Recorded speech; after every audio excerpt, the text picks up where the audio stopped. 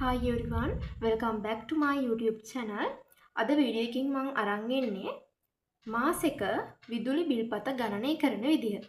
ඉතින් ඔයාලට පේනවා මෙතන විදුලි උපකරණ පහක් තියෙනවා. ඒ පහට අදාළ වොට් ගාන තියෙනවා, සංඛ්‍යාව කීයද කියලා තියෙනවා, පැය ගණන කීයද කියලා තියෙනවා. අපි ඉස්සෙල්ලා බලමු දිනකට වොට් පැය කීයද කියලා. විදුලි පහන් වොට් 15යි. ඒක ගුණ කරන්න ඕනේ සංඛ්‍යාව 5යි. පැය ගණන 5යි. ඊට පස්සේ 15 සරක් 5 75යි. 75ව 5ක් 375යි. ඊට පස්සේ විදුලි පහන් වොට් 20යි. සංඛ්‍යාව 5යි. පැය ගණනත් 5යි. 20ව 5ක් 100යි. 100ව 5ක් 500යි. රූපවාහිනිය වොට් 100යි. සංඛ්‍යාව 1යි. පැය ගණන 5යි. 100ව 1ක් 100යි. 100ව 5ක් 500යි. ඊළඟට ශීතකරණය වොට් 300යි. සංඛ්‍යාව 1යි. පැය ගණන 10යි. මේක හැදුණු 3000යි. ඊළඟට ස්ත්‍රීකය වොට් 1500යි. සංඛ්‍යාව 1යි. පැය භාගයයි. පැය භාගය කියද්දී මෙතන අපි මේ ඔක්කොම ගන්න පැය අනුව. දිනකට වොට් පැය ගන්න. හැබැයි මෙතන තියෙන පැය භාගෙ හින්දා අපි 1500කින් ගුණ කරාට පස්සේ 1500යි. ඒක අපි දෙකට බෙදනවා. ඒ කියන්නේ 750යි. එතකොට මේ ටික අපි එකතු කරලා ගන්නවා දිනකට සම්පූර්ණ වොට් පැය කීයද කියලා. එතකොට එනවා 5125ක් කියලා. ඉතින් මේ 5125 කියන්නේ දිනක වොට් පැය ගන්න.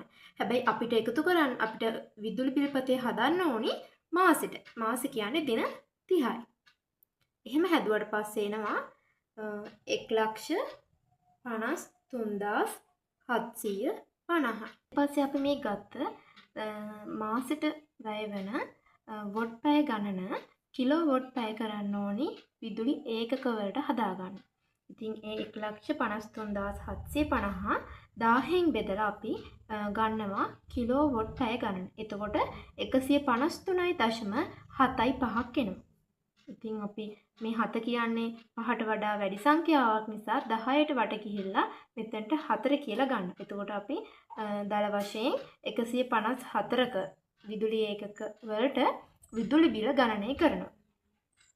ඊට පස්සේ මෙතන තියෙනවා පළවෙනි විදුලි ඒකක 60ට 7.85ක් ඊළඟ 30ට 10ක් ඔහොම තමයි ගණනය කරන්න ඕනේ අර ජල බිල්පත හදනවා වගේ.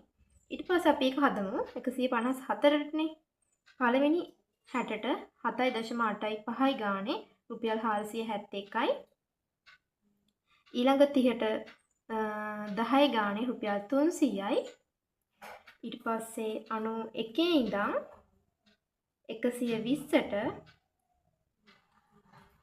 30ක් තියෙනවා. ඒ 30ට 27.75 ගානේ රුපියල් 832.75යි.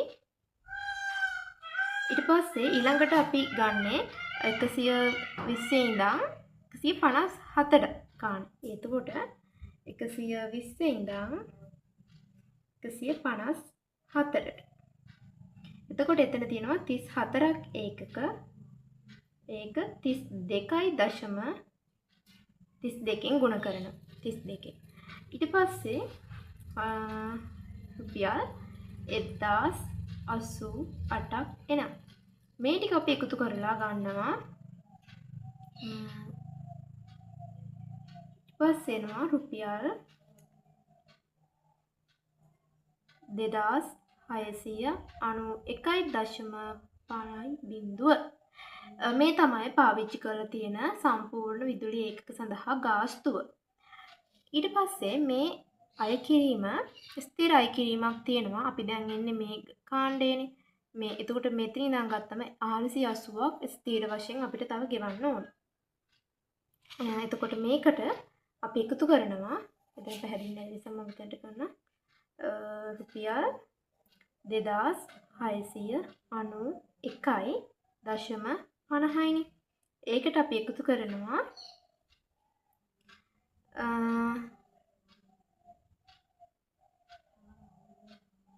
480ක්. ඊට පස්සේ අගය එනවා රුපියල්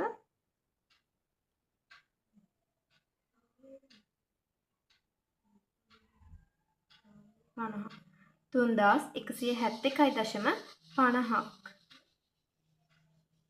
ඉතින් මේ විදිහට තමයි සම්පූර්ණ විදුලි බිල්පත හදන්නේ. ජල බිල්පත හදනවා වගේම තමයි මුලින්ම ඔයාලට දෙන උපකරණවල වොට් ගාණෙන් සංඛ්‍යාවක් තියෙනවා නම් ඒ සංඛ්‍යාවෙන් ගුණ කරලා පැය ගාණෙන් ගුණ කරන්න. පැය භාගෙනත් දෙකට බෙදන්න ඕනි. ඒ එන්නේ ඔයාලට දිනකට වොට් පැය විතරයි. ඉතින් අපි වොට් පැය දිනකටනේ අපි ඒක අපිට අවශ්‍ය දින ගානට ගුණ කරගන්න ඕනේ.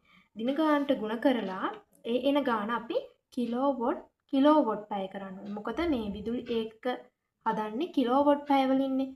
වොට් පැය නෙවෙයි. ඒ නිසා අපි ඒක එන ගාන 1000න් බෙදන්න ඕනේ. 1000න් බෙදලා එන ගාන තමයි ඒකක. ඒ ඒකක ටිකට තමයි අපි අර ජල බිල්පත හදනවා වගේම මේ දීලා තියෙන අගය එකතු කරලා මේ ගුණ කරලා ඒ එන ගණන් ටික එකතු කරලා ස්ථිර අය කිරීම දාලා ගෙවිය යුතු මුදල හදන්න ඕන. අහන්න පුළුවන් තවත් MCQ එකක් විදිහට විදුලි පහනක් වොට් 15 ඒක පාවිච්චි කරනවලු දිනකට පැය 3ක්. අපෙන් අහනවා සතියට වොට් පැය කීයද කියලා. එතකොට අපි මේ වොට් 15 විදුලි මේ වොට් 15 ගුණ කරන්න ඕනි දිනකට පැය 3යිනේ. එක්කොල්ල අපි ඒක බලන්න ඕනි දිනකට කීයද කියලා.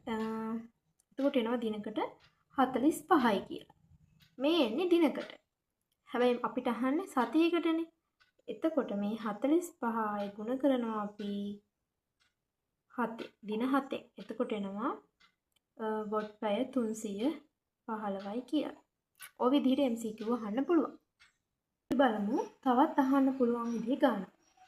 මේකෙදි අහනවා විදුලි ස්ත්‍රික්කයක් වොට් ඒ කියන්නේ 1500ක දිනකට විනාඩි 30ක්. ඉතින් මේක සතියට විදුලි ඒකක ගන්න අහන්නේ. විදුලි ඒකක ගන්න. එතකොට අපි මේ වොට් 1500 ගුණ කරනවා පැය ගණන් නැති නිසා අපිට වෙනවා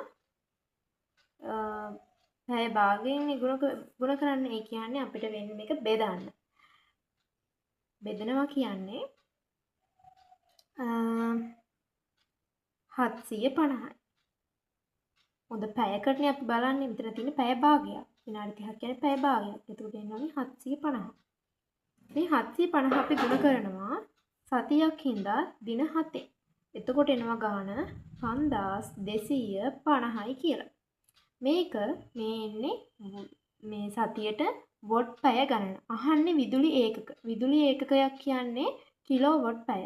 කිලෝවොට් පැය වලින් මේක ගන්න නම් මේක අපි බෙදන්න ඕනි 1000. ඒ කියන්නේ එනවා 5.25 කිලෝවොට් පැය. ඔහොම තමයි හැදෙන්නේ.